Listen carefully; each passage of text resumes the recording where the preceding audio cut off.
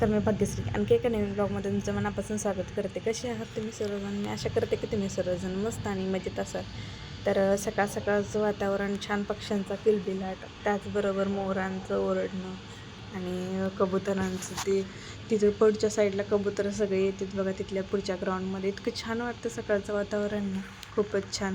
कारण आमच्या गावाकडं तर असं मोर वगैरे कधी बघायला भेटलं नाही, पण इथं आल्यापासून आहे ना रोज मात्र हे पुढचं पिंपळाचं झाड आहे ना, त्याच्यावरती मोर येतो. तर तुमच्याबरोबर आज ना मी प्रवासात कशा प्रकारचं नमकीन घेऊन जाते ना, तर त्याची रेसिपी शेअर करणार आहे. चला तर मग बघूया. तर अर्धा किलो मैदा आहे ना, छान असा चाळून घेतलेला आहे मी. आणि त्याच्यामध्ये ना 2 चमचे बारीक जे आहेत तर ते जिरं टाकून घेतलं.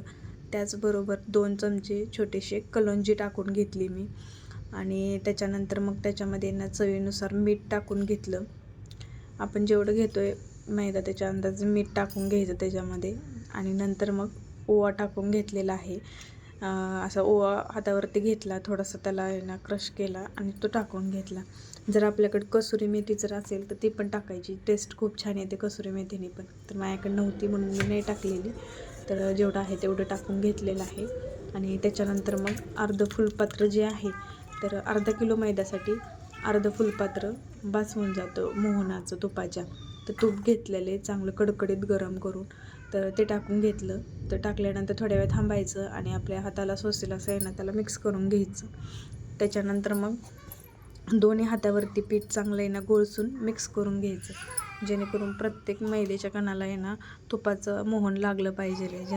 जेणेकरून आहे ना सगळीकडून आपली ती नमकीन जे आहे तर सगळीकडून एकसारख्या रंगावरती भाजेल. त्याच्यानंतर मग थोडं थोडं पाणी टाकून आहे ना मिक्स करायचं आणि घट्टसर त्याचा आहे ना गोळा बनवून घ्यायचा.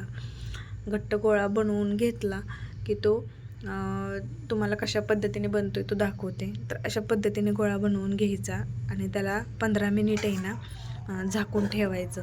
म्हणजे छान असं आपलं पीठ जे आहे तर ते भिजतं. त्याच्यानंतर त्याचे असे छान छान गोळे करून घेतले. चपातीसारखं एक एक गोळा जो आहे तो लाटून घेतलेला आहे मी. आणि चपातीसारखं पूर्ण असं पातळ लाटायचं नाही, त्याला जाडच लाटायचं, जेणेकरून त्याचे लेयर्स आहेत ना छान फुलून येतील त्याला तळताना. तर अशा पद्धतीने ना मी लाटून घेतलेले. तर एवढ्या साईजने ना जाड ठेवून घेतलं मी. आणि त्याच्यानंतर मग कट करून घ्यायचं आहे आपल्याला, जसं हवं तसं आपण कट करू शकतो. मी आहे ना इथं शंकरपाळी जशी कट करतात ना तर त्या आकाराने कट करून घेतलेले. तर मी कट करत होते आणि हर्षचं चाललं होतं बघा हॅपी बर्थडे टू यू म्हणून. Happy birthday, Daddy. Happy birthday to you. Happy birthday to you. Happy birthday, Daddy. Happy birthday to you. Happy birthday to you. Happy birthday. Dada. Tato, Mama.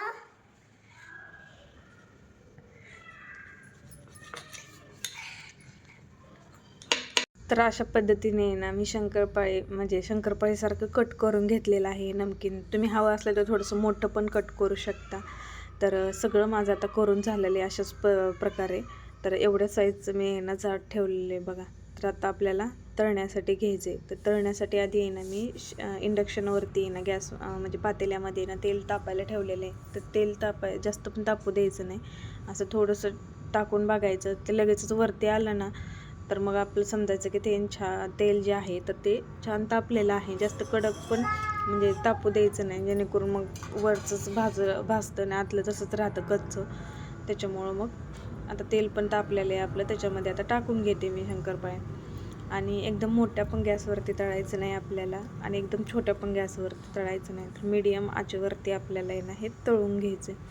कारण काय होईल, कमी तेल म्हणजे कमी गॅसवरती जर तळलं ना कमी ह्याच्यावरती तर तेल ते आतमध्ये शोषून घेईल. आणि जास्त हाय फ्लेमवरती जर तळलं तर मग ते वरचाच भाग भाजून निघेल, तळून निघेल आणि आतलं तसंच कच्चं राहील. तर अशा प्रकारे आहे ना असा कलर येईपर्यंत भाजून घ्यायचं आणि त्याच्यानंतर मग काढायचं. नाहीतर काय होतं की त्याची आहे ना बाहेर काढल्यानंतर पण प्रोसेस थोड्या वेळ चालूच असते तळण्याची.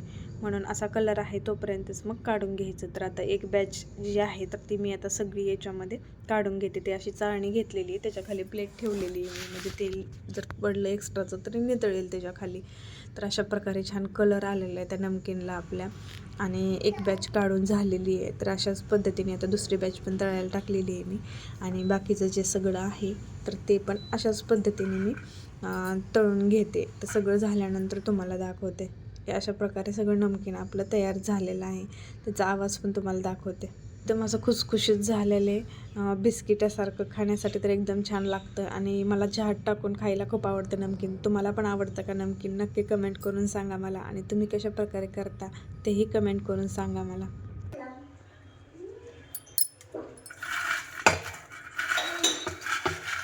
नमकीन करून घेतलं आणि त्याच्यानंतर मुलांचं चाललं होतं की खेळायला घेऊन चल मम्मी थोड्या वेळ म्हणून. तर मी आले ते टेरेसला घेऊन. तर आपण लहानपणी कसं फुगडी खेळायचं तसं इशूचं चाललं होतं की मम्मी फुगडी खेळ माझ्यासोबत. मग काय हर्षू कमी आहे का? हर्षू पण म्हणलेलं की माझ्यासोबत खेळ. तर मग हर्षूने आता बघा इथं आमचा व्हिडिओ काढतोय, थोडासा कॅमेरा हलवतो येतो. पण छान वाटलं, लहानपणीची आठवण जागी झाली.